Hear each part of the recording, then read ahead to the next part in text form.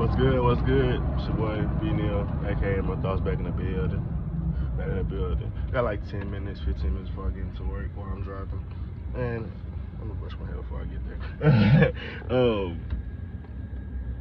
I was just thinking. And it's gonna be a little open ended, but might as well put it out there now. And if it ain't good, I'll remake it later. But I was thinking about this conversation I had with my friends a long time ago about how pretty much everything is the same thing. It's like it's either matter or it's no. Like everything is pretty much matter essentially. Ain't too much antimatter in the world, but it's pretty much everything is matter.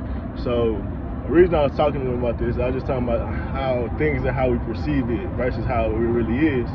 And I was talking about like how essentially, let's say Flash, if he moves his molecules fast enough, he can basically go through certain things, and it's like it may seem impossible, but at the end of the day, this solid object that's in front of us is only solid because of how slow we're moving. So I was on some whole other like universal shit. So I was like, if you transmute or if you move faster or whatever, technically you can move through things. And I was really just talking about just on like a deeper level, just understanding the things around us and just like matter and shit like that. But it was really more of like a spiritual conversation than I actually think I could physically walk through walls. But the reason the reason I'm here today though, because I was thinking about that same thought, and then I was like, what's funny is everything has three forms, at least the way we know it. So like if you see an object or a person, but I'll stay, to keep my analogy going, I stay on physical things. So say you see a building, say you see a car or whatever, say you see metal, there's many forms to that. Everything has a gas, liquid, and solid, right?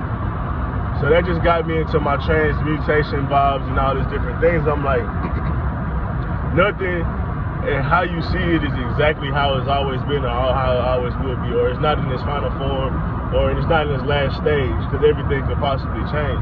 So when I was thinking about that, it started making me think in the human concept, there's many different ways that we can adapt and change. And if we apply that same concept to us, that means we got different phases of us, we got different stages of us that would essentially create different versions of us.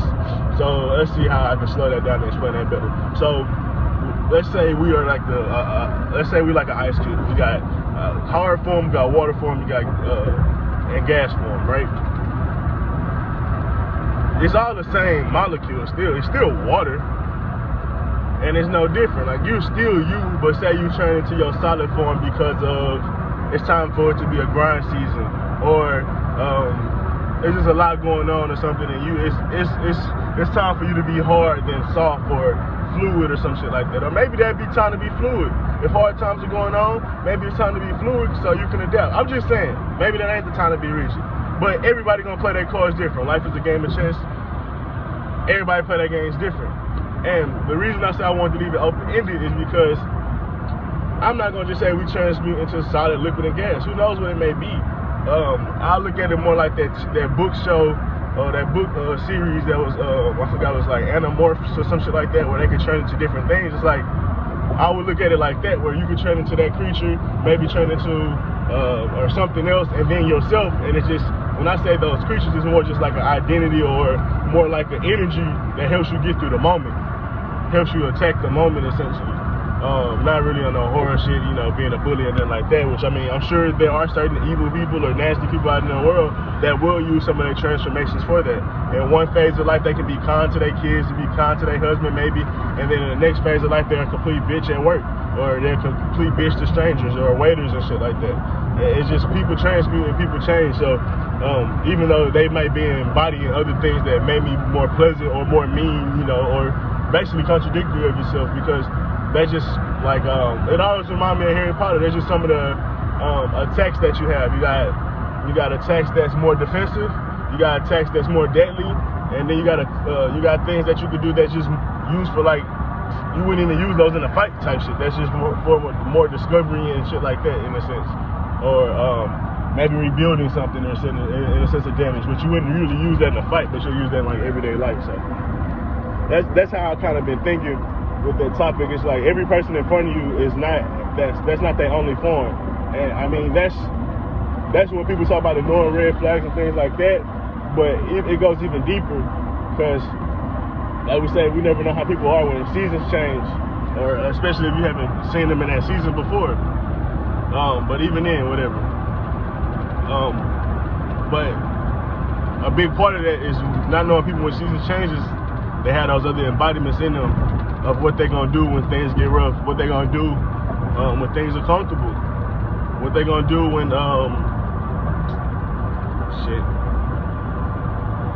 when they back against the wall or something. Who knows? I'm just saying, like, people have different reasons for them things coming out and shit like that. So that was the main reason I wanted to come here and talk about, is just how we have many different forms, and I think we should be interested in figuring those things out about yourself. Maybe going back in time and just trying to reanalyze. Have you ever seen sides of you that you may have been disappointed in or you were proud in? Like, I remember in sports, I'd be doing some shit, I'd be like, bro, that's some whole ass shit. But I'd be locked into some shit that just be different. And then I go to class, I feel like a fucking dummy, because I'm just not locked into that shit. And then when I get to college, let's be real, I was locked into classwork, and that shit felt like it was nothing. It felt like a breeze. So it's certain things where I feel like you can look back in your life and figure out, look, I can see that animal, I can see that energy in me, and how I might have changed, or how that time I might have been different. Or you can see how you consistently go back to that energy when times get a certain way. That's probably the best way. It's like, I get in that depressed bag. I get in that depressed bag every time I go through this. Well, that's a version of an animal. Maybe a Snorlax. You might got a Snorlax and some other creatures. Or look at it like that too, because let's be real with Ash and Pikachu and shit like that, or Yu-Gi-Oh! Your collection is a reflection of you, just like in sex. Your collection of women, your collection of men is a reflection of who you are as a person. The caliber of men that you may have slept with, the caliber of women you may have slept with, the relationship y'all still have, all that is a reflection of you, and some aspect of you being able to get them all that different things. So it's no different when they say Pokemon. The Pokemon that you have are a direct reflection of you. When you're gonna use them in battle, it's determined on your character, your moral, your experience, right? So if a person got a depression bag, let's say, in one of his Pokeballs, he got a Snorlax. And when shit gets shaky, for some reason, he keep pulling the Snorlax ball instead of pulling that motherfucking Squirtle Evolved. I don't remember niggas' names. I ain't watched this since I was little, you know what I mean? So but y'all know what the fuck I'm talking about. Instead of a more attack creature. So that's how I kind of look at it, where you talk about those Pokeballs being a variation of you and your energy and your spirit, and also how you use them is also a bit indicative of your spirit. So you can have a Snorlax in your shit, but you got to know when to use that nigga. If you using them just in a moment of sadness and depression, that just go to show that you just speaking through your environment, or you just being your environment, but you're not adapting, or you're not thinking outside the box.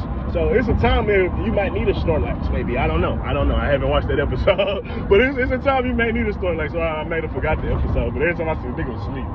So, but it may be a time. Maybe he's a good distraction. Maybe whatever. We never know. Maybe you pull him out when everybody else need rest. It's like, hey man, well, just watching Snorlax sleep, nigga, make me sleepy. And I've been needing some rest. Matter of fact, we all need some rest. Snorlax, do your thing. Like maybe that's the time you use it. It's very funny, but essentially, even how you use the pieces on the chessboard is indicative of you and your spirit. But the reason I say that is just going to show these are reflections and embodiments of you. So look at your Pokeballs. Look at the Pokeballs that you decide to use and go to when times get rough. Look at the Pokeballs you go to when you're in lust. Look at the Pokeballs you go to when you down and out and need some money. Look at the Pokeballs when your mama bitching at you and your daddy bitching at you, because or your boss bitching at you. You know it's different when it's one of them versus like your friends. Look at the ball where your friends bitch at you. Are you more confident? Are you more can hold your ground than when your parents talk to you? Then maybe you should adapt and do a little bit of both too. Maybe you should be a little more humble with your friends, and maybe you should be a little more aggressive with your parents. I'm just saying, life works funny that way. Because it ain't like you shouldn't listen to your friends. And sometimes you gotta be a little cocky with your parents, but it ain't that you should just not listen to them at all. So, we're a little close to work. I guess I could kind of finish knocking out if any other points come to my mind as I go. But yeah, essentially, man, just understand that who you are right now in this moment is not who you are not who you're gonna be at the finish line, and it's definitely not who you was at the starting line. And even right now, I'm not saying that's good or bad, even then you still have different variations of you that you can tap into depending on how evolved you are, especially in this life. Because I mean, you could still just be walking around with one Pokemon. It's just you and another Pokemon. It's just you're dualistic in the sense of the embodiments you may have, or the Pokemon you may have to help you get through certain situations. Because you gotta understand, one Pokeball or one Pokemon, let's say you got an electricity Pokemon, but you're fighting a water situation. Well, shit gonna get sticky for your electric thing. So it's like you want to have experiences. You want to have more tools in the box, because essentially a hammer can't fix everything. A hammer can't attack everything. It's a great fucking tool. It's a great fucking tool. But at the end of the day, a hammer only can be applied to so many situations. So it's no different than a lot of spirits that you would take on, in a sense. And when I say spirits, I'm not saying you get incarnated and things like that. But understand, you are a universe. You are connected to God, so you have the embodiments of God. So when I say that, it's saying everything under the sun exists in you. That's why we can dream. That's why we can think. That's why we can create. That's why we can be magical on this plane, because we have godly traits, right? I'm not gonna say we complete straight God in the sense of, nigga, I can snap right now and make a motherfucking plane appear in front of me, but essentially you could. It just should take a little while. But I'm being funny when I say that. A little hyperbolic, but also a little real, because that's just how life is. But saying that you have a lot of different energies in you. If you look at just the base level energies in you, you got anger, sadness, inquisitiveness, which is, curiosity, which these are basic traits that just are in humans. And if you develop and evolve those things, that's just like evolving. Let's say you had Pikachu and then he evolved, or you had I forgot the fire character and he evolved, which fire might be fear or fire might be anger, I guess I should say. And it evolves, and now you can use these certain things in better situations. Now you can use anger to get shit done versus using anger to just be stuck in your situation and just pouting and shit. Or actually anger biting you on your ass and you're just blowing up every situation when you get angry. Now when you're angry, you're calculative and you're more consistent or something like that. So even then, everybody angry is a different angry. Like, everybody chooses to express their anger differently. Everybody chooses to hold their anger differently. And when I say that's when you start seeing like different Pokemon and shit evolve, instead of just saying it's anger, because it's everybody should be different. Everybody should be different. Obviously it's similar, but because it's like, yeah, it's a fire creature, but his fire creature and your fire creature gonna be different, and how they attack or how they choose to attack gonna be different. How they choose to defend is gonna be different. So that's my spiel. I might make another video to clarify a little bit more, but yeah, man, peace.